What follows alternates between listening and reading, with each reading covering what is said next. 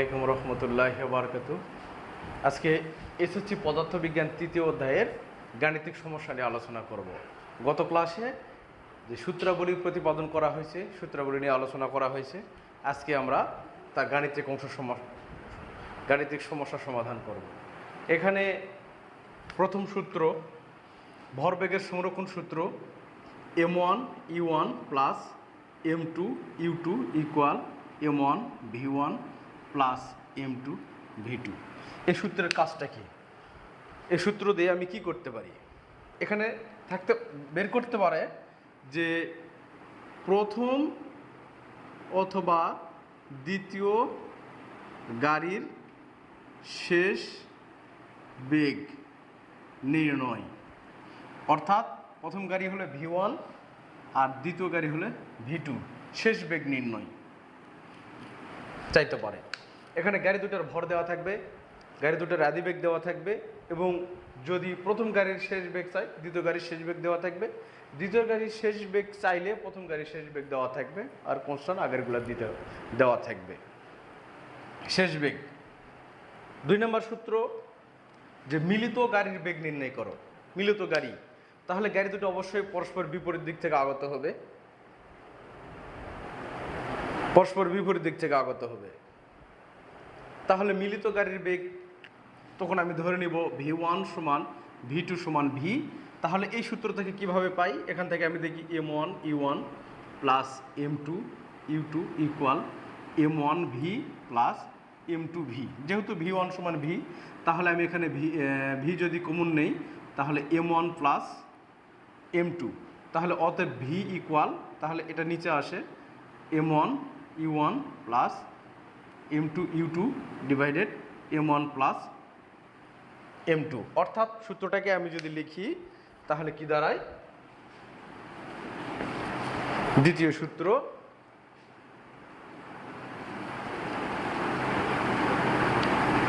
v equal m1 u1 plus m2 u2 divided m1 plus m2। এখানে শেষ বেগ চাইবে, শেষ বেগ, তাহলে কি কি চাইতে পারে? মিলিত বেগ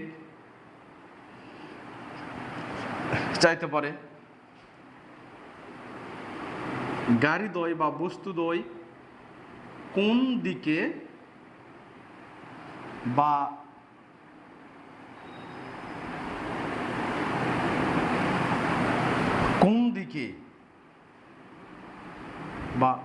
কোন দিকে কত বেগে গতিশীল হবে।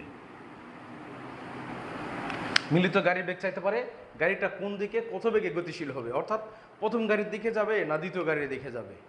আসি আমরা তারপর 3 নম্বর সূত্র, যদি গাড়িদ্বয়ের ভর তো অবশ্যই দেওয়া থাকবে, আদিবেগ দেওয়া থাকবে, কিন্তু যে কোনো একটা গাড়ির শেষ বেগ চাইবে, মানে দুটার একটারও শেষ বেগ দেওয়া থাকবে না, একটারও শেষ বেগ দেওয়া থাকবে না। তখন আমি সূত্রটাকে কিভাবে লিখতে পারি?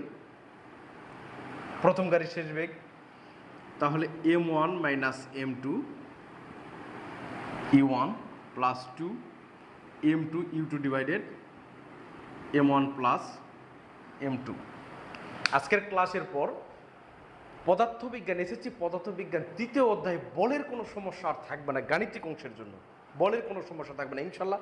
একটু মনোযোগ দাও, এমনি পরিষ্কারভাবে বুঝতে পারবে, যেটা তোমাকে অনেক বেশি ভয় লাগতো। দেখি তারপরে আমি এখন বের করব দ্বিতীয় গাড়ির শেষ বেগ। এটা প্রথম গাড়ির শেষ বেগ,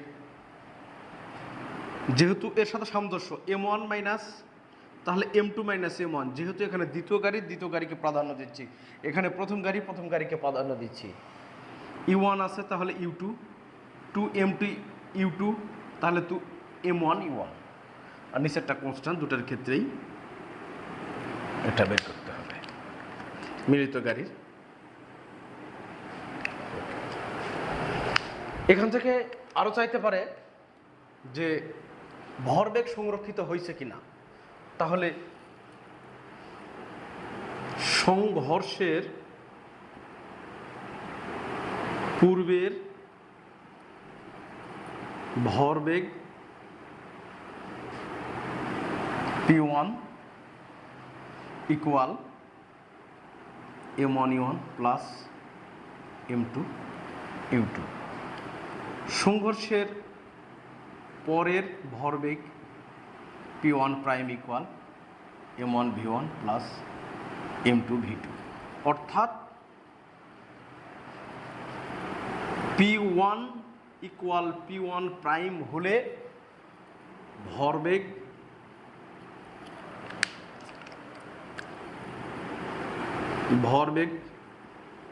সংরক্ষিত হবে। ভরবেগ সংরক্ষিত হবে। এখন যদি বলে সংঘর্ষটা স্থিতিস্থাপক ছিল কিনা, তাহলে স্থিতিস্থাপক যদি থাকে তাহলে সংঘর্ষের পূর্বে গতিশক্তি সংঘর্ষের পরের গতিশক্তি সমান হবে। তাহলে গতিশক্তিটা আসলে কি? গতিশক্তি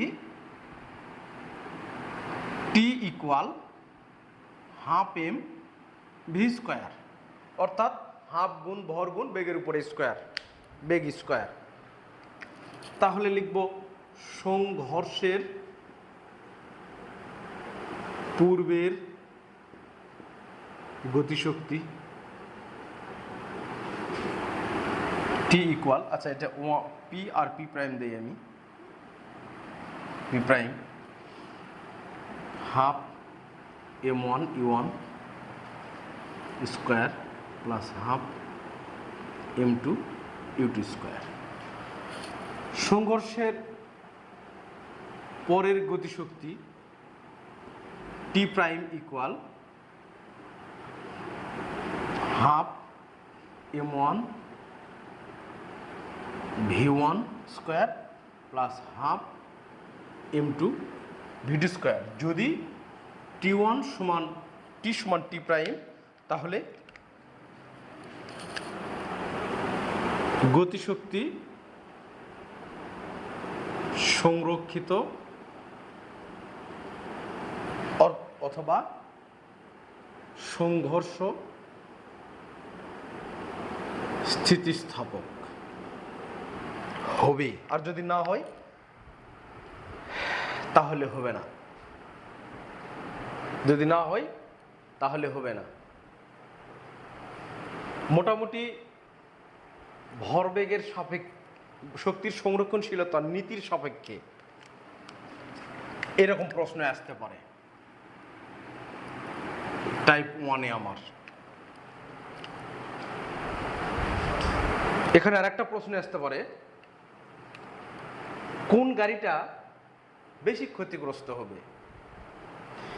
কোন গাড়িটা বেশি ক্ষতিগ্রস্ত হবে? এখানে 5 নম্বরের সাপেক্ষে এটা বর্ণনা করা যেতে পারে। সেটা হলো এই ভরবেগ যদি P1, এই ভরবেগ যদি P1 প্রাইম, সংঘর্ষের পূর্বে প্রথম গাড়ির ভরবেগ, সংঘর্ষের পূর্বেই মানে দ্বিতীয় গাড়ির ভরবেগ, সংঘর্ষের পরে প্রথম গাড়ির ভরবেগ, সংঘর্ষে পূর্বে এবং সংঘর্ষের পরে প্রথম গাড়ির ভরবেগ। যদি এখানে del P1 equal P1 minus P1 prime, del P2 equal P2 minus P2 prime, অর্থাৎ এখানে যদি এখানে আমি P1 মাইনাস P2 প্রাইম যেটা মানটা বড় আসবে সেই মানটাকে আগে লিখবো, তারপর পরে লিখবো। এখানেও তাই, কোনটা আগে কোনটা পরে সেটা বড় বিষয় নয়। এখন যদি দেখি আমি del P1 greater than del P2, অর্থাৎ ভরবেগের তার পরিবর্তন বেশি হবে, সেই গাড়িটা বেশি ক্ষতিগ্রস্ত হবে। যদি এটাও হতে পারে del P1 greater than del P2, তাহলে দ্বিতীয় গাড়িটা বেশি ক্ষতিগ্রস্ত, অর্থাৎ যার ভরবেগ বেশি হবে সেই গাড়িটা বেশি ক্ষতিগ্রস্ত হবে। এই টাইপ 1-এ ভরবেগের সংরক্ষণশীলতার নীতির বাইরে আর কোনো অঙ্ক নাই এখানে। তাহলে আমরা আসি, এবার অঙ্কতে আসি আমরা।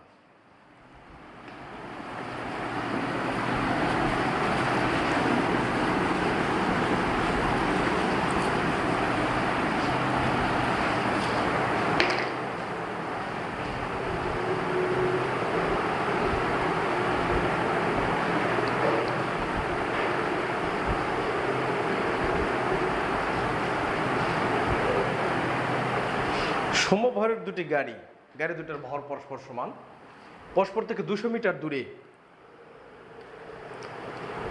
15 metre per second 20 metre per second বেগে অগ্রসর হয়ে একটি নির্দিষ্ট সময় পর গাড়ি দুটির মধ্যে সংঘর্ষ হলো। কত সময় পর তাদের মধ্যে সংঘর্ষ হলো? কত সময় পর? গাড়ি দুটার ভর সমান, তাহলে মোটামুটি এটা 200 মিটার যদি হয়, এটা এই গাড়িটা যদি পরস্পরের দিকে, এটা প্রথম গাড়ি, এটা দ্বিতীয় গাড়ি,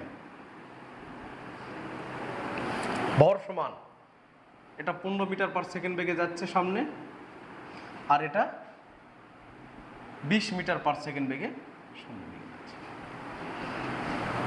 নির্দিষ্ট সময় পর গাড়ি দুটির মধ্যে সংঘর্ষ হলো। কত সময় পর সংঘর্ষ হয়েছিল? নিশ্চয় গাড়ি দুটো সমবেগে গেছে, নিশ্চয়। আচ্ছা, সমাধান: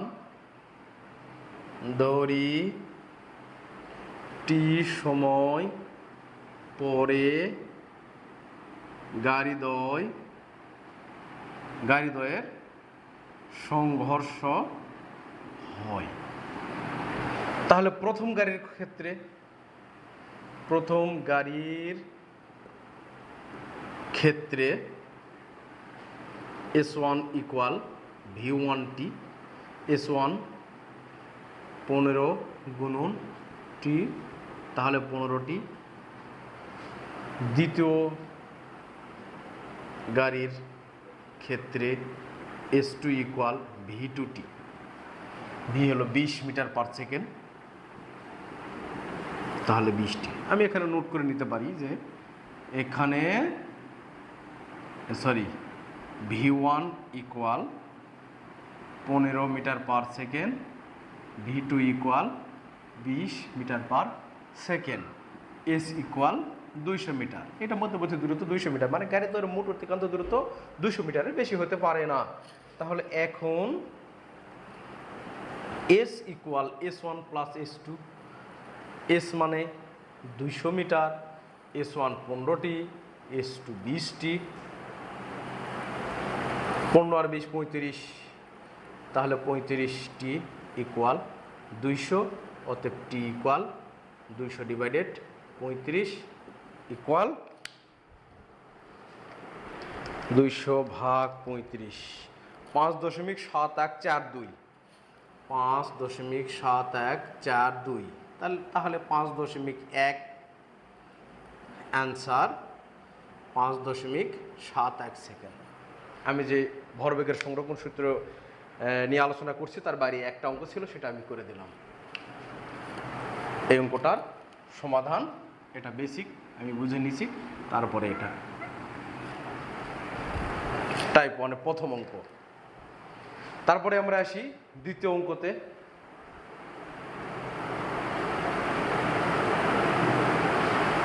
আচ্ছা, দেখতে পাচ্ছি দুটা বস্তু, একটা 950 কেজি, একটা 700 কেজি, পরস্পর বিপরীত দিকে আসতেছে। এক সময় পর সংঘর্ষ হয়েছে। মিলিত বস্তুর বেগ নির্ণয় করো। মিলিত বস্তুর বেগ, আমার টাইপ 1 যে 2 নাম্বার সূত্র ছিল সেটাই ছিল মিলিত বস্তুর বেগ। সমাধান: ধরি মিলিত বস্তুদ্বয়ের বেগ v metre per second, v metre per second, মানে গাড়িটা এইভাবে আসতেছে যে দেখতে পাচ্ছি আমি অবশ্যই চিত্রে, এটা এইদিকে আর একটা এইদিকে। আচ্ছা, তাহলে একটা বেগ পজিটিভ হলে একটা নেগেটিভ হবে অবশ্যই, যেহেতু পরস্পর, এটা পজিটিভ হলে এটা নেগেটিভ, বা এটা নেগেটিভ হলে এটা পজিটিভ, দিক পরস্পরের বিপরীত। তাহলে আমি বিষয়গুলো নোট করে নেই। এটা 1 নম্বরের সমাধান। এখানে প্রথম গাড়ির আদি বেগ 50 কিলোমিটার পার আওয়ার, 50 কিলোমিটারকে যদি মিটার করি তাহলে 1000 দিয়ে গুণ, আর 3600 সেকেন্ড সমান 1 ঘন্টা। তাহলে এই শূন্য এই শূন্য এই শূন্য এই শূন্য, তাহলে 500 ভাগ 36, 500 ভাগ 36, 13.8888, তাহলে 13.89 metre per second. U2 equal 65 kilometre per hour. 65 গুণন 1000 সেকেন্ডে 1 ঘন্টা। এই শূন্য এই শূন্য এই শূন্য, 650 ভাগ 36, 18.0555, তাহলে 18.06 মিটার পার সেকেন্ড। আচ্ছা, ভর M1 equal 950 KG, M2 equal 700 KG, V equal what? আমরা জানি, আমি সূত্রটা কিছুক্ষণ আগে করে দিলাম, এই জন্য সরাসরি আমি লিখতে পারি, আবার প্রতিপাদন করেও লিখতে পারি। M1 U1, M2 U2, M1 plus M2। এখানে দ্বিতীয় গাড়ির বেগটা ঋণাত্মক ধরে নিব, প্রথম পজিটিভ ধরে নিলাম, আমি প্রথমটা নেগেটিভ ধরেও নিতে পারি আমি। তাহলে 950 গুণন 13.89 প্লাস 700 গুণন মাইনাস 18.06, 950 যোগ 700, একবারই করবো আমি এটা। 950 গুণন 13.89 মাইনাস 700 গুণন 18.06, তাহলে 553.5 ভাগ 9 আর 7 16, 1650, 0.3354, 0.335 মিটার পার সেকেন্ড। তাহলে মিলিত গাড়ির বেগ আমরা বের করছি 1 নম্বরে। প্রশ্নটা ছিল রাজশাহী 2023 সালে, মিলিত গাড়ির বেগ আমি বের করছি। 2 নম্বর প্রশ্ন, এর ক্ষেত্রে ভরবেগ ও গতিশক্তি সংরক্ষিত হয়, গাণিতিকভাবে বিশ্লেষণ করো। ক্ষেত্রে ভরবেগ আর গতিশক্তি সংরক্ষিত হয় মানে, ক্ষেত্রে বলতে সংঘর্ষের ক্ষেত্রে, এর ক্ষেত্রে মানে সংঘর্ষের পূর্বে এবং পরে ভরবেগ এবং গতিশক্তি সংরক্ষিত হয় কিনা। তাহলে ভরবেগ সংরক্ষিত হওয়ার অর্থ ছিল সংঘর্ষের পূর্বের ভরবেগ এবং সংঘর্ষের পরের ভরবেগ যদি সমান হয়, তাহলে গতিশক্তি ভরবেগ সংরক্ষিত হয়। তারপরে আছে গতিশক্তি সংরক্ষিত হয় কিনা। আচ্ছা, এই গতিশক্তি সংরক্ষিত হওয়ার আরেকটা সিস্টেম আছে, সেটা হলো সংঘর্ষ স্থিতিস্থাপক ছিল কিনা। স্থিতিস্থাপক হওয়ার অর্থ গতিশক্তি সংরক্ষিত হয় কিনা। তাহলে আমি মিলিত গাড়ির বেগ বের করে দিলাম, এই একটা আমি লিখে রাখি, 0.335 মিটার পার সেকেন্ড। এটা অঙ্ক করার জন্য আমার পরে কাজে লাগবে। ভরবেগ সংরক্ষিত হয় কিনা দেখি।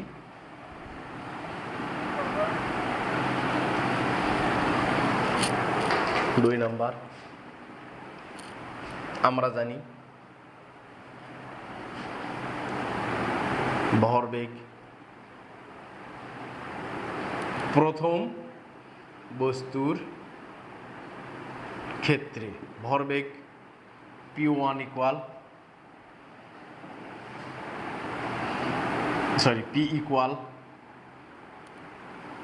M1 U1 plus M2 U2। 950 U1 13.89 plus M2 700 গুণন 18.06,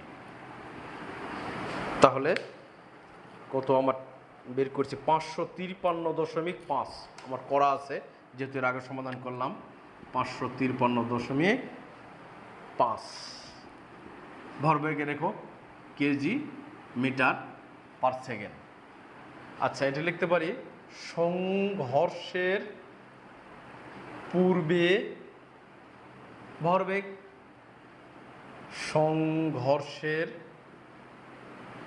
পরে ভরবেগ P prime equal M1 plus M2 to V কারণ ভি এর মানটা মিলিত বেগ, পরস্পর বিপরীত দিক থেকে আগত, মিলিত বেগ আমি বের করে নিছি। শেষ বেগটা গাড়ি দুটা একই দিকে যাবে, একই বেগে চলবে, মিলিত বেগ। তাহলে এটা 950 700 গুণন 0.335। তাহলে 9 আর 7 16, 1650 গুণন 0.335। আচ্ছা, 552.75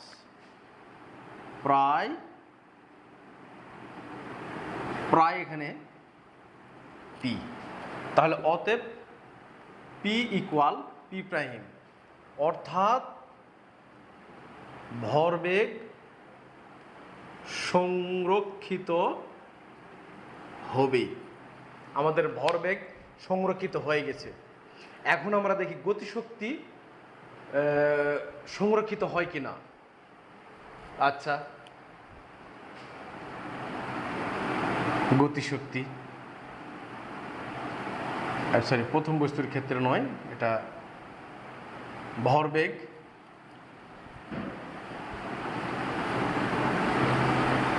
আচ্ছা 2 নম্বরে গতিশক্তি। পূর্বে গতিশক্তি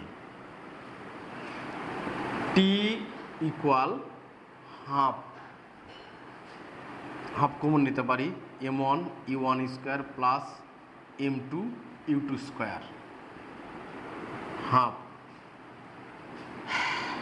m1 950 গুণন 13.89 প্লাস 700 মাইনাস 18.06, তারপরে স্কোয়ার ইকুয়াল। আচ্ছা দেখি কত বের হয়। 950 সরি 13.89 তার উপরে স্কোয়ার, আচ্ছা গুণন 950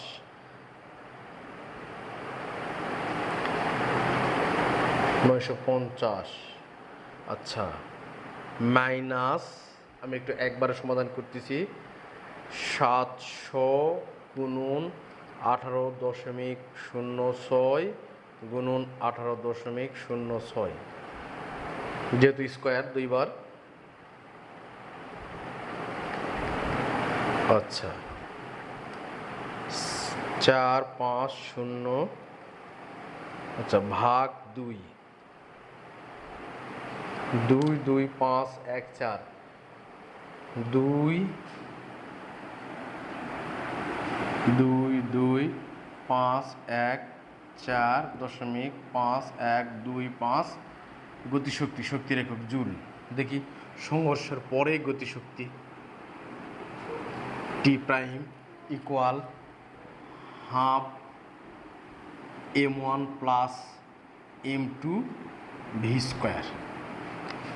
দেখি ভি স্কোয়ার, ভির মান কত, মিলিত বেগ ব্র্যাকেট 0.335 এর উপর হোল স্কোয়ার, আচ্ছা গুণন, আচ্ছা মানটা বসায় দিই, 950 প্লাস 700 0.335 এর উপর হোল স্কোয়ার, আচ্ছা 1650 ভাগ 2, তাহলে 92.59 জুল, অনেক কম বেশি আছে।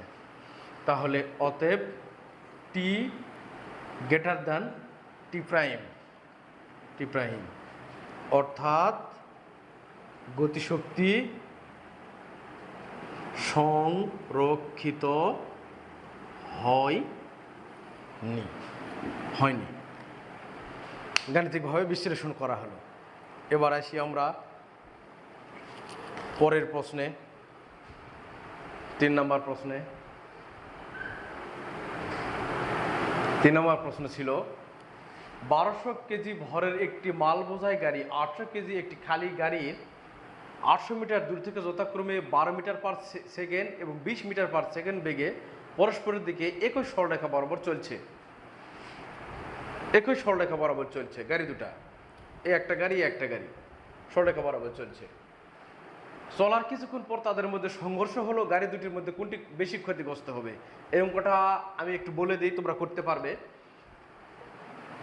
1200 কেজি, 12,000 একক দশক শতক হাজার, 12,000 কেজি ভরের এটা M1, এটা M2, মধ্যবর্তী দূরত্ব 800, এটা দরকার নাই, এটা U1 U2। তাহলে গাড়ির মধ্যে সংঘর্ষ হলো, সংঘর্ষ হওয়ার পর যেহেতু গাড়ি দ্বয় পরস্পরের সঙ্গে, তাহলে এই গাড়িটা এইদিকে অথবা এই গাড়ি নিয়ে যাবে, তখন U2-র মানটা আমাদের নেগেটিভ ধরতে হবে। এই 20 এটাকে পজিটিভ ধরি, যদি এটাকে নেগেটিভ অথবা এটা নেগেটিভ ধরে এটা পজিটিভ করে মিলিত বেগ বের করতে হবে। প্রথম অঙ্কের মতো আমার মিলিত বেগ বের করবে। এই মিলিত বেগটা যদি পজিটিভের চিহ্নে আসে তাহলে প্রথম গাড়ির দিকে, এটা যদি প্রথম গাড়ি ধরি, প্রথম গাড়ির দিকে অর্থাৎ গাড়ি দ্বয় আমার বাম দিকে যাবে। আর যদি গাড়ি দ্বয় শেষ বেগ, মিলিত বেগটা আসলে যদি ঋণাত্মক হয় তাহলে এভাবে সংঘর্ষ হওয়ার পর আমার ডান দিকে যাবে। এটা তোমরা করতে পারবে। প্রথমটা দিনাজপুর বোর্ডে 2022 সালে পড়ছে। দেখি তারপরে আসি আমি 4 নাম্বার। এক ব্যক্তি নির্দিষ্ট অবস্থান থেকে 2 কেজি ভরের একটি বস্তুকে 854 মিটার দূরের একটি বাক্সে ফেলার উদ্দেশ্যে 10 সেকেন্ড যাবৎ 10 নিউটন বল প্রয়োগ করলো। পথের ঘর্ষণ বল 3 নিউটন। ওই ব্যক্তির উদ্দেশ্য সফল হবে কিনা গাণিতিকভাবে বিশ্লেষণ করো। অর্থাৎ আমরা যদি বেসিকটা বুঝি এই অঙ্কের,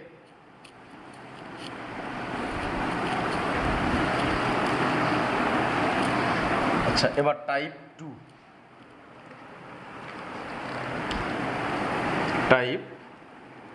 2, ঘর্ষণ সংক্রান্ত। তাহলে ঘর্ষণ সম্পর্কে আগে একটু বেসিক কথা বলে নেই। কোনো বস্তুর উপর মোট প্রযুক্ত বল সমান ঘর্ষণ বল প্লাস কার্যকরী বল। কোনো বস্তুর উপর আমি 10 নিউটন বল প্রয়োগ করলাম, ঘর্ষণ বল 2 নিউটন হতে পারে, কার্যকরী বল 8 নিউটন। কোনো মেঝের উপর দিয়ে চলার সময় ঘর্ষণ বল গতির বিরুদ্ধে কাজ করে, তাহলে মোট বলটা সমান হবে। মোট প্রযুক্ত বলকে এফ প্রাইম, ঘর্ষণ বলকে এফ কে প্লাস কার্যকরী বলকে এফ দ্বারা প্রকাশ করলাম। তাহলে এটাকে আমি যদি F equal M A equal F K equal এখানে ধরা যায় মিউ ডব্লু বা mu S W plus F equal M A. বিষয়টা ক্লিয়ার মনে হয়? আচ্ছা, এখন দেখি 2 কেজি ভরের একটা বস্তুকে, বস্তুটার ভর 2 কেজি,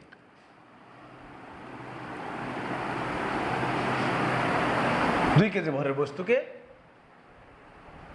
10 সেকেন্ড যাবৎ 10 নিউটন বল প্রয়োগ করা হলো।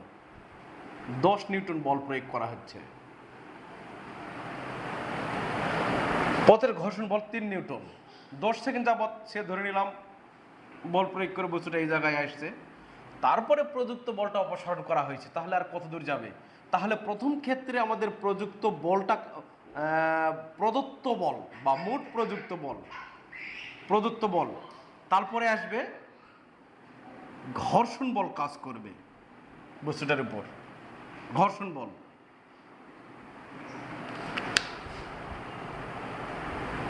এখানে আমি অতিক্রান্ত দূরত্ব বের করব এস সমান U T plus half A T square দিয়ে, এবং এখানে ঘর্ষণ বলটা প্রদত্ত বলের যে এম প্রাইম এ প্রাইম তার উপর নির্ভর করবে। পরবর্তীতে এখানে বস্তুটা বল প্রয়োগ করে এখানে আনা হয়েছে, তখন এখানকার শেষ বেগ দ্বিতীয় অংশের আদি বেগের সমান। আমি দ্বিতীয় চ্যাপ্টারে বলছি কোনো বস্তুর শেষ বেগ নির্ণয়ের সূত্র ভি সমান ইউ প্লাস এটি। তাহলে এই সূত্র থেকে এই ত্বরণটা বের করে এখানে এ প্রাইম, আমি এখানে শেষ বেগ বের করব। শেষ বেগ বের করার পর আবার যে ঘর্ষণ বলটা আছে,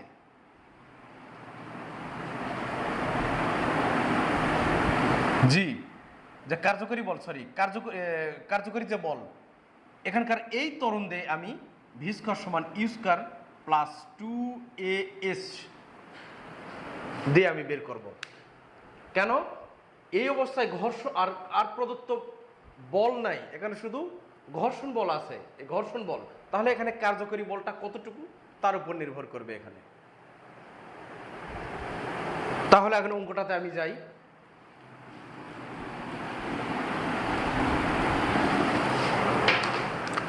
এখানে আচ্ছা এখানে লিখি, এখানে ভর m ইকুয়াল 2 কেজি, মোট প্রদত্ত অতিক্রান্ত দূরত্ব s equal 584 metre, t equal 10 second, প্রযুক্ত বল F ইকুয়াল মানে F প্রাইম ইকুয়াল 10 নিউটন, আর পথের ঘর্ষণ বল F কে ইকুয়াল 3 নিউটন। এখন দেখি মোট প্রযুক্ত বল। সমাধান আমরা জানি প্রদত্ত বল সমান ঘর্ষণ বল প্লাস কার্যকরী বল। মোট প্রদত্ত বল এফ প্রাইম এ, ঘর্ষণ বল এফ কে প্লাস কার্যকরী বল এফ বা এম এ এফ কে, ঘর্ষণ বল এটা 3 newton plus F equal M A, sorry এখানে ঘর্ষণ বল মোট বলটা দেওয়া আছে প্রযুক্ত বল 10 নিউটন, আর এখানে বস্তুর ভর দেওয়া আছে 2 কেজি এখানে, তাহলে 10 মাইনাস 3 বা 2a ইকুয়াল 7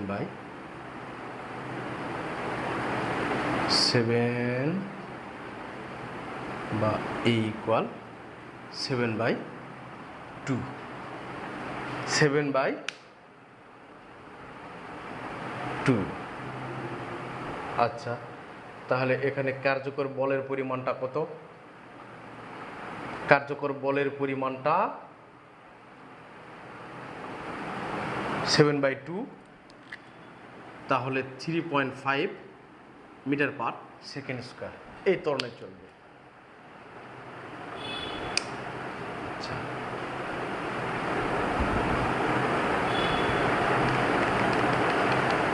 ঠিক আছে, কার্যকর বল এখানে এফ এর এই ত্বরণে আমি বের করলাম। তাহলে এ ত্বরণে যদি চলে তাহলে অতিক্রান্ত দূরত্ব এস সমান U T plus half A T square, S equal U T plus half A T square, অতিক্রান্ত দূরত্ব এস ওয়ান ইকুয়াল, তাহলে টি ওয়ান, তাহলে যেহেতু নির্দিষ্ট অবস্থান থেকে থেকে বল প্রয়োগ করা হয়, তার মানে বস্তুটা আদিবেগ 0 ছিল, প্লাস হাফ গুণন 3.5 গুণন কত সেকেন্ড যাবত? 10 সেকেন্ড যাবত। 10, তাহলে 10 10 100, 100কে 2 দ্বারা ভাগ করে দেই, তাহলে 50 গুণন 3.5, তাহলে 175 মিটার দূরত্ব অতিক্রম করে প্রথম অংশে। কোথায়? যখন 10 নিউটন বল প্রয়োগ করে আমি নিয়ে যাই এখান থেকে 175 মিটার দূরত্ব অতিক্রম করে, তখন এই অবস্থায় একটা শেষ বেগ বের করতে হবে আমার। শেষ বেগ এই ত্বরণে আমি বের করতে পারবো, ভি ইকুয়াল ইউ প্লাস এটি, 0 প্লাস এ 3.5 গুণন 10, তাহলে 35 মিটার পার সেকেন্ড। তাহলে এই অবস্থায় গাড়িটা 35 মিটার পার সেকেন্ড বেগে শেষ বেগ প্রাপ্ত হলো। এখন প্রযুক্ত বল অপসারণ করার পর গাড়িটা আর কত দূর চলবে? তখন বস্তুটার উপর আর কোনো প্রযুক্ত বল নেই, এখানে ঘর্ষণ বল গতির বিরুদ্ধে কাজ করবে, তখন আমাকে এখান থেকে আবার ত্বরণ বের করতে হবে ঘর্ষণের ক্ষেত্রে। দেখি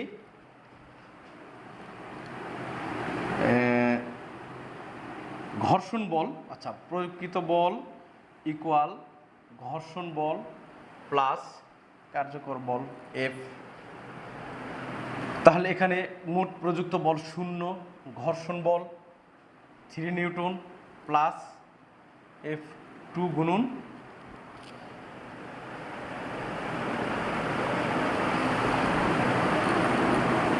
এ। তাহলে একে A1 দিয়ে নিই আমি, বা 2A1 ইকুয়াল -3, অতএব A1 ইকুয়াল -3/2 সমান 3/2 মানে -1.5 মিটার পার সেকেন্ড স্কোয়ার। তখন গাড়িটার এখানে ত্বরণ হবে A1 1.5 metre per second square. এই বেগে তখন যাচ্ছে। অনুরূপভাবে আমার আবার অতিক্রান্ত দূরত্ব, এখানে ঘর্ষণের বিরুদ্ধে কাজ করে গাড়িটার কত দূর যেতে পারে। তখন আমি বলছিলাম দ্বিতীয় অধ্যায়ে গতির বিরুদ্ধে যদি কাজ হয়, মন্দনজনিত যদি কাজ হয়, তাহলে অতিক্রান্ত দূরত্বের সূত্র হবে ভি স্কয়ার সমান U square plus 2as। V square সমান ইউ স্কয়ার প্লাস 2as। তাহলে এখানে কিন্তু অতিক্রান্ত, এখানে শেষ বেগটা 0, কারণ গাড়িটা কত দূর যাবে এই পর্যন্ত আসার পর গাড়িটার বেগটা কিন্তু অবশ্যই 0 হবে। তখন আমি ধরে নিব V equal 0 metre per second. গাড়িটা তো আর চলবে না, গাড়িটা কত দূর যাওয়ার পর বেগ 0 হয়ে যাবে, এই জন্য আমি শেষ বেগটা 0 ধরে নিলাম। আর আদি বেগ বলতে এখানে যে ভি ধরছিলাম আমি ভি, তাহলে এটাকে শেষ বেগকে আমি ভি প্রাইম ধরে নিলাম। ভি প্রাইম যেহেতু শেষ বেগটা আমার 35 মিটার পার সেকেন্ড দেওয়া আছে, মানে বের করা হয়েছে আমার, তাহলে এখানে আদি বেগ 0 ইকুয়াল এই বেগটা কত 35, তার উপরে স্কোয়ার প্লাস 2 গুণন ত্বরণ মন্দন ঘটছে এখানে, যেহেতু গতির বিরুদ্ধে কাজ হয়েছে -1.5 গুণন এস, যেহেতু এখানে S1 বের করা হয়েছে এখানে S2, তাহলে 35 1.5 গুণ 2 তার মানে 3, 35 আর 35 গুণ করলে কত আসে 1225, তাহলে -1225, এবার মাইনাস হবে এটা 3 মিট। আচ্ছা, তাহলে S2 ইকুয়াল 1225/3, 1225/3, তাহলে 408.33, 408.33। আচ্ছা, পজিটিভ। তাহলে মোট অতিক্রান্ত দূরত্ব, অতএব মোট অতিক্রান্ত দূরত্ব S equal S1 plus S2, এটা কত আসে অতিক্রান্ত দূরত্ব কত আসলো আমার 175। S1 175 যোগ 408.33, 408.33 যোগ 175, তাহলে 583.33, তার মানে এখানে 584 মিটার যেতে পারবে না, 583.33 মিটার চাই। আশা করি অঙ্কটা বুঝছো। এই অঙ্কটা দিয়ে ঘর্ষণ সংক্রান্ত সকল সমস্যা সমাধান করতে পারবো আমি। এবার আমি আসি পরবর্তী টাইপে 5 নাম্বার চিত্র অনুযায়ী। এই অঙ্কটা খুব গুরুত্বপূর্ণ, এই টাইপের অঙ্কটা ইদানিং খুব বেশি পরীক্ষায় আসে। আচ্ছা, এবার টাইপ 3, আমি এটাকে 4টা টাইপে পরিণত করছি। এবার টাইপ 3তে আমি আসলাম। টাইপ 3 আমি দেখতে পাচ্ছি 2 কেজি বরের, এম ইকুয়াল 2 কেজি, এই বস্তুটার বর 3 কেজি। এখানে একটা কপি কলের সাহায্যে ওজন ঝুলে দেওয়া হয়েছে, সেটা 3 কেজি। তাহলে চিত্র অনুযায়ী এম বস্তুটি, মানে এই বস্তুটি পি বস্তুর বলের প্রভাব বস্তুটির উপর, এই বস্তুটির উপর, এম বস্তুটির উপর পি বস্তু কি প্রভাব ফেলতে পারে সেটা বের করতে হবে। তাহলে অবশ্যই বুঝতে পারতেছি পি বস্তুটা যেহেতু ওজন বেশি, এই বস্তুটাকে সে ডান দিকে নিয়ে যেতে পারে, ডান দিকে নিয়ে যাবে। কত বেগে বা কীভাবে সেটা আমরা বের করি। এই অঙ্কটার ক্ষেত্রে কনস্ট্যান্ট বিষয় হলো প্রথমে পি বস্তুটার ওজন বের করতে হবে, কারণ পি বস্তুটা ওজনের সমান বল প্রয়োগ করবে, পি বস্তুটা তার ওজনের সমান বল প্রয়োগ করবে, এর উপর অন্য কোনো বল প্রয়োগ করতে পারবে না, তার ওজনের সমান। তাহলে পি বস্তুর ক্ষেত্রে আমরা জানি ওজন ডব্লু ইকুয়াল mg, কয় কেজি? 3 কেজি ভরের, G equal 9.8 metre per second. এখানে আমি নোট করে নিতে পারি G equal 9.8 metre per second square. তাহলে দেখি 3 গুণ 9.8 29.4 নিউটন, যেহেতু বলের একক নিউটন, ওজনের একক নিউটন, তাহলে নিউটন। এখন এম ভরের বস্তুর ক্ষেত্রে প্রভাব, এম বস্তুটির উপর পি বস্তুর প্রভাব, কি প্রভাব ফেলাতে পারে?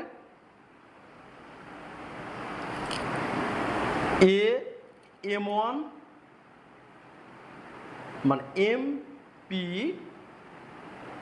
আর এখানে M P plus M M equal W. এই যে ওজন প্রয়োগ করছে ডব্লু, এটা আচ্ছা, মানে এ বস্তু আর পি বস্তু মিলে কি প্রভাব, এম আর পি বস্তুর উপর ডব্লু, মানে পি বস্তুটা কি প্রভাব ফেলাতে পারে, এখান থেকে আমার সর্বদা ত্বরণ বের করতে হবে। এরকম কপি কলের অঙ্কে সর্বদা আমাদের ত্বরণ বের করতে হবে, যে বস্তুটা চাইবে সেই বস্তুটার ক্ষেত্রে, আর বাকি এই দুটা বস্তু মিলে কি পরিমাণ বল প্রয়োগ করবে, আর এই বস্তুটা সরাসরি তার উপর কি বল প্রয়োগ করবে, এটা পরস্পর সমান হবে। তাহলে এই বস্তুটার ক্ষেত্রে সর্বদা ত্বরণ W equal MP plus M M, W equal 29.4 MP 2+3।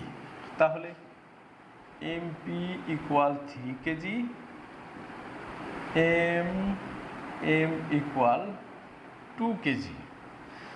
তাহলে 29.4 325, তাহলে 29.4 ভাগ 325, 5.88, তাহলে 5.88, যেহেতু ত্বরণ মিটার পার সেকেন্ড স্কোয়ার।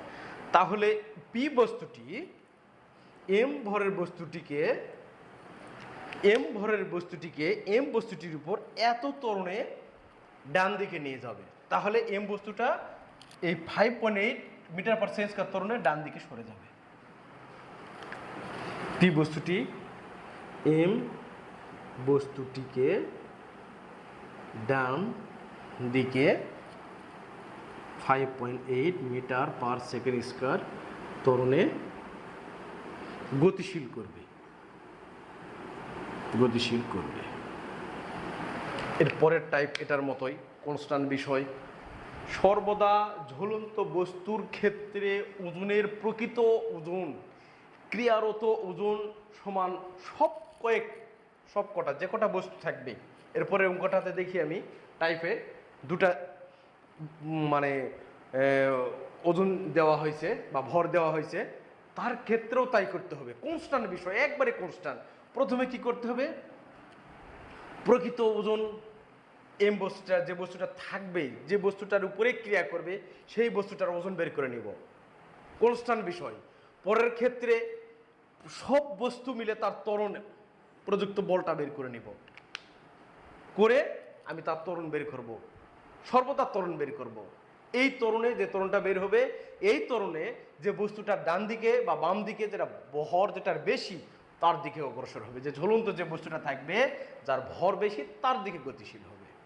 দেখি দ্বিতীয় টাইপটা দেখে আর ক্লিয়ার হয়ে যাব আমরা।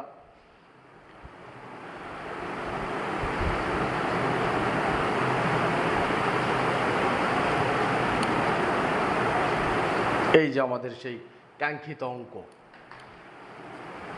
এ বি দুটা বস্তু আর পি ভরের একটা বস্তু আছে। পি বস্তুটা বি 30 কেজি, এটা 66 কেজি, তার মানে এ বস্তুটার ভর বেশি, তার মানে নিশ্চয়ই আমি বুঝে নিলাম এই পি বস্তুটা বাম দিকে এ বস্তুর দিকে গতিশীল হবে। এটা আমার প্রাথমিক বিষয়। কিন্তু এখানে নতুন একটা জিনিস যোগ করে দেওয়া হয়েছে, ঘর্ষণ সহগের মান দেওয়া আছে। তার মানে এই বস্তুটা একটা পৃষ্ঠের উপর অবস্থিত, সে কি পরিমাণ ঘর্ষণে আছে। তাহলে ঘর্ষণ বল গতির বিরুদ্ধে কাজ করে, এটাকে বাদ দিতে হবে আমার। প্রকৃত যে ওজন, আমি বারবার বলছি এই বস্তুটা দ্বয়, আগে একটা ছিল, তার ওজন বের করে প্রকৃত ওজনটা, এবার দুটা বস্তু, তাহলে 66 কেজি থেকে এই 30 কেজি 66 কেজি ভরের ওজনের বিরুদ্ধে কাজ করবে, তার মানে এটা বিয়োগ করে দিতে হবে। তাহলে 66 থেকে আমি 30 কেজি যদি বিয়োগ করে দেয়, তাহলে প্রকৃত ওজন বা প্রকৃত বল এই বস্তুর উপর ক্রিয়া করবে। তার মানে আমি যে ডব্লু বের করে নিছি, এইভাবে প্রকৃত ওজনটা বের করে নিব। দ্বিতীয় ক্ষেত্রে এই যে ওজনটা আছে, এই ওজনের থেকে ঘর্ষণটা বাদ দিয়ে দিব। মূলত হিসাব আগের মতোই থাকবে। দেখি আমি অঙ্কটা করি, করলে তোমরা আরো ভালো বুঝবে।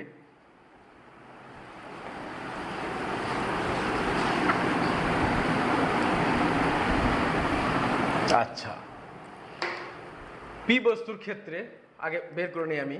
ঘর্ষণ বল F K equal mu S W. তাহলে মিউ এস এর মান কত দেওয়া আছে আমার? 0.2। এম কত দেওয়া আছে? M equal 2 KG. আচ্ছা, G equal 9.8 metre per second square. তাহলে ঘর্ষণ বলটা আমি বের করে নিই। আচ্ছা sorry, mu S M G 0.2, ভর 2 KG, 9.8 metre per second square. তাহলে ঘর্ষণ বলের মানটা আমি বের করে নিই। 9.8 গুণন 2 ইকুয়াল গুণন bracket 0.2 bracket close equal 3.92 Newton ঘর্ষণ বলটা কাজ করবে। তাহলে লিখি আমি পি বস্তুটির উপর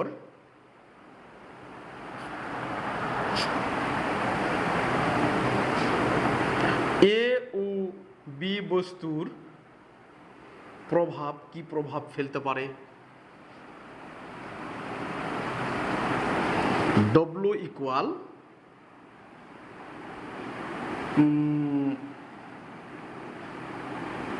M A minus M B গুণন জি। কেন? এ ভরের বস্তুটার ভর বেশি হয়, বি ভরের বস্তু 30 কেজিকে নাকচ করে দেবে, এটা 66 কেজি হয়। তাহলে এই 66 কেজির বিরুদ্ধে 30 কেজি কাজ করবে, এটাকে বিয়োগ করে দিলে তাহলে প্রকৃত পরিমাণে এই বস্তুটা উপর এ বস্তুটা কি পরিমাণ ওজন প্রয়োগ করবে, অর্থাৎ বল প্রয়োগ করবে। তাহলে 66, আচ্ছা মিউএস ইকুয়াল এত, M P equal 2 KG 9.8, M A equal 66 KG, M B equal 30 KG. দেখি 66 30 9.8, তাহলে 36 গুণন 9.8,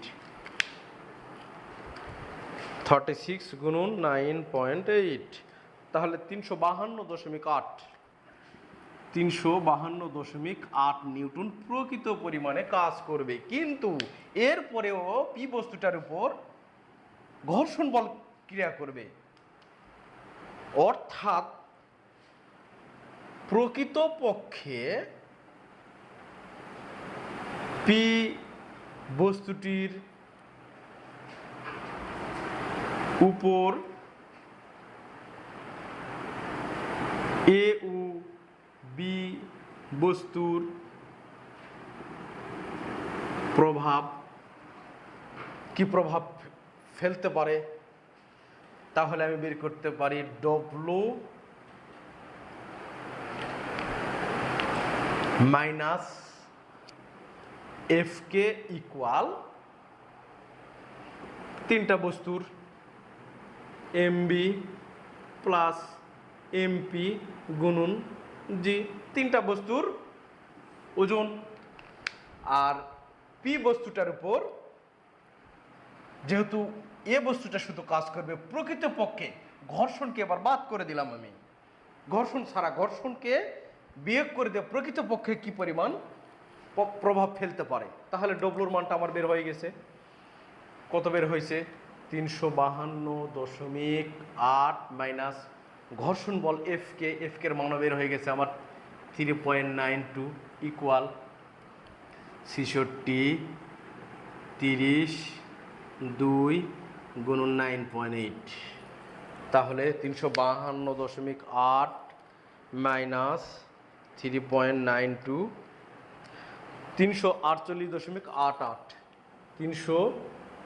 348.88 ইকুয়াল 66 30 2 আচ্ছা 98 গুণন 9.8,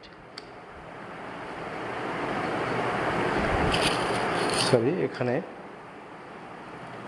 98, এটা এই বস্তুটা প্রকৃত ত্বরণ 98, আচ্ছা এটা এ, তাহলে 98 গুণন এ, অর্থাৎ এ ইকুয়াল 348.88 ডিভাইডেড 98, 348.88 ভাগ 98, তাহলে 3.56, 3.56। আমি বলছি প্রকৃতপক্ষে এর আগের অঙ্কটাতে ত্বরণ বের করবো আমি, ওই যে বস্তুটা থাকবে সেই বস্তুটার উপর কি পরিমাণ প্রভাব করবে, অর্থাৎ বস্তুটার ত্বরণের মান বের করবে। প্রকৃতপক্ষে সর্বদা ত্বরণের মান বের করতে হবে আমাদের। এরকম কপি কলের যদি অঙ্ক থাকে সর্বদা এইভাবে প্রকৃতপক্ষে, আগের অঙ্কটাও করছিলাম আমি, কিন্তু এখানে ঘর্ষণ বল থাকার কারণে ঘর্ষণ বলটা বিয়োগ করে দিতে হয়েছে। আগে দুটা বস্তু ছিল, দুটা বস্তু ত্বরণের ক্ষেত্রে ত্বরণ বের করছি, এখন তিনটা ছিল, তিনটার ক্ষেত্রে। অঙ্কটা খুব গুরুত্বপূর্ণ, বর্তমানে খুব আসতেছে অঙ্কটা, সিলেট বোর্ড 2023, আগের অঙ্কটাও দুটা বোর্ডে পড়ছে। তাহলে এই ত্বরণটা কিন্তু এখানে একটু ব্যতিক্রম চাইছে, ভূপৃষ্ঠে পতিত হওয়ার সময় পি বস্তুটি ত্বরণ ও অভিকর্ষ ত্বরণের মধ্যে তুলনা করো। সর্বদা ত্বরণ বের করতে হবে। এখন অভিকর্ষ ত্বরণের সাথে তুলনা, ত্বরণ ও অভিকর্ষজ ত্বরণের মধ্যে তুলনা, এটাই তুলনাটা তুমি বিভিন্নভাবে করতে পারো তোমার নিজের মতো করে। এটাতে কত দেওয়া আছে? অভিকর্ষ ত্বরণ ডিভাইডেড এই ত্বরণ 9.8 ডিভাইডেড 3.56, এটা তুমি বিয়োগ করেও দিতে পারো যে 9.8 ভাগ 3.56 মানে এটার চেয়ে এই ত্বরণটা এত বেশি বা এত কম। 3.56 9.8 ভাগ অ্যান্সার, যেহেতু অ্যান্সারটা আমার আছে সর্বশেষ অ্যান্সার 3.56, তাহলে 2.75। তাহলে অতএব জি ডিভাইডেড এ ইকুয়াল 2.75, আচ্ছা সরি, বা অতএব জি ইকুয়াল এ গুণন 2.75। এত ত্বরণ অভিকর্ষ ত্বরণের তুলনায় এত গুণ কোন ত্বরণে আছে। ঠিক আছে, আমাদের ব্যাখ্যা হয়ে গেছে, তুলনা হয়ে গেছে। এবার আমরা আসি সর্বশেষ টাইপ, 4 নাম্বার টাইপে আসি। 4 নাম্বার টাইপটা আমাদের অভিকর্ষজ ত্বরণের ক্ষেত্রে। আচ্ছা দেখি কি আছে। আচ্ছা, পৃথিবী পৃষ্ঠ হতে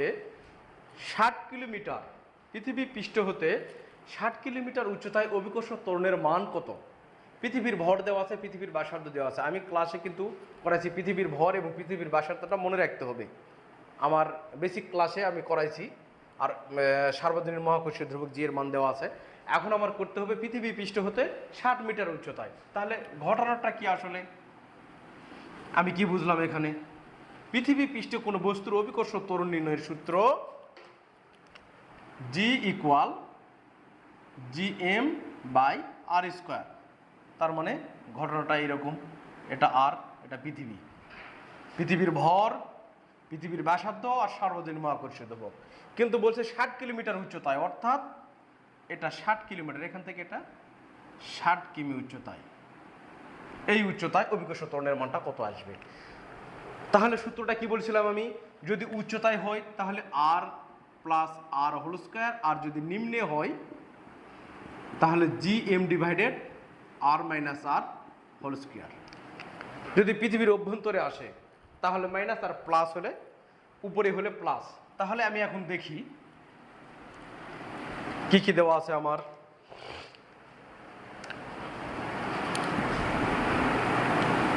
ছোট অক্ষরের আর কি, পৃথিবী পৃষ্ঠ হতে 60 কিলোমিটার, তাহলে 60 গুণন 1000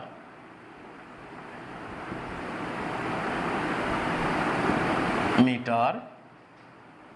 আচ্ছা, পৃথিবীর ভর ইকুয়াল 5.98 গুণন 10 পাওয়ার 24 কেজি। পৃথিবীর ব্যাসার্ধ আর ইকুয়াল 6.37 গুণন 10 পাওয়ার 6 মিটার। আর সার্বজনীন মহাকর্ষীয় ধ্রুবক 6.673 গুণ 10 inverse 11 newton metre square per kg square. তাহলে পৃথিবীর 60 মিটার উচ্চতা অভিকর্ষীয় ত্বরণ জি প্রাইম ইকুয়াল হোয়াট? তাহলে সমাধান আমরা জানি G prime equal G M M divided R plus H, যেহেতু উপরে হোল স্কোয়ার। তাহলে 6.673 গুণন 10 ইনভার্স মিটার গুণন, একটু ব্র্যাকেট দিয়ে নেব আমি, 5.98 গুণন 10 পাওয়ার 24 আর 6.37 10 পাওয়ার 6 প্লাস 1 2 3 4 হোল স্কোয়ার। দেখি কি আসে আমার। 6.673 গুণন 10 পাওয়ার -11 গুণন 5.98 গুণন 10 পাওয়ার 24 ব্র্যাকেট ক্লোজ। দুটা ব্র্যাকেট দিলাম, ব্র্যাকেট দিয়ে যেভাবে লিখছি ওইভাবেই করলাম, ভাগ 640 প্লাস 6.37 গুণন 10 পাওয়ার 6 হোল স্কোয়ার ইকুয়াল। তাহলে 9.652 মিটার পার সেকেন্ড স্কোয়ার। তাহলে পৃথিবী পৃষ্ঠ থেকে 60 কিলোমিটার উচ্চতায় অভিকর্ষ ত্বরণের মান আমাদের বের হয়েছে। পরবর্তী অঙ্ক, সর্বশেষ।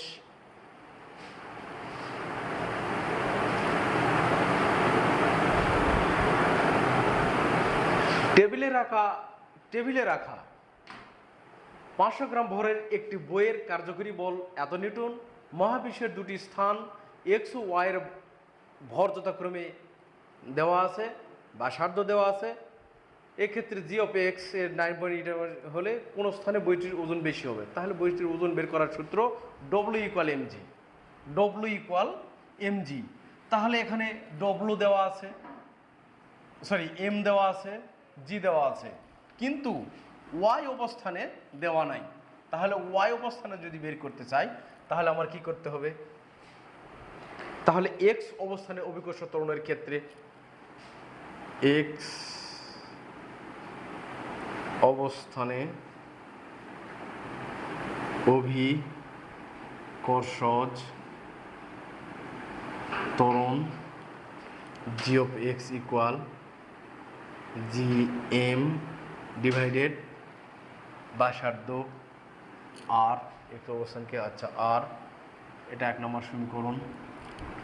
জি of Y equal R square G ছোট অক্ষরের এম বড় আর স্কোয়ার 2 নম্বর। তাহলে আমি কি করতে পারি যে 2 ভাগ 1 করি। তাহলে G of Y G of X equal G M M R square, ভাগ দিয়ে একবার উল্টে দিলাম, R square divided G M. তাহলে এটা কাটা যায়। তাহলে G of Y equal G of X গুণন M R square divided R square. এখানে আমি নোট করি কি কি দেওয়া আছে। G of X equal 9.8 metre per second square. আচ্ছা, এম ইকুয়াল 81, ছোটো অক্ষর এম ইকুয়াল 1, আর ইকুয়াল 4, স্মল আর ইকুয়াল 1। তাহলে মান করে আমি বসাই দিই, 9.8 গুণন এম গুণন আর 4, তার উপরে স্কোয়ার 1, তার উপরে স্কোয়ার। তাহলে 9.8 গুণন 4-এর উপরে স্কোয়ার, 4 4 16, 1 1 কাটা যায়। 9.8 গুণন 16, 156.8, 156.8 মিটার পার সেকেন্ড স্কোয়ার। ঠিক আছে? আচ্ছা, হ্যাঁ ঠিক আছে। তাহলে এখন এক্স অবস্থানে ওজন, এক্স স্থানে ওজন W X equal M G of X. তাহলে এখানে আর একটা জিনিস দেওয়া আছে যে বস্তুটার ভর এম ইকুয়াল, মানে এম প্রাইম ইকুয়াল 500 গ্রাম সমান 500 ভাগ 1000 কেজি।